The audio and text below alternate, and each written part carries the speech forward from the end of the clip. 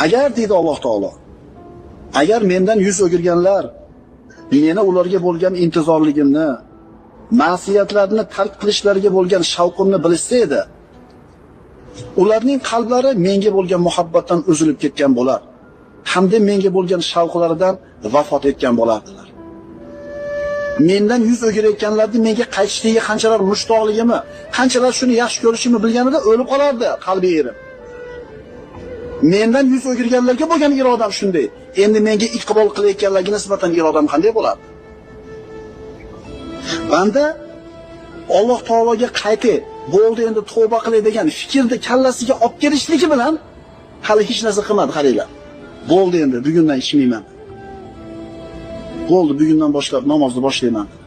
Shu fikr kallasiga kelishligi bilan Alloh taolo shu bandani qalbiga saodatni berib qo'yadi.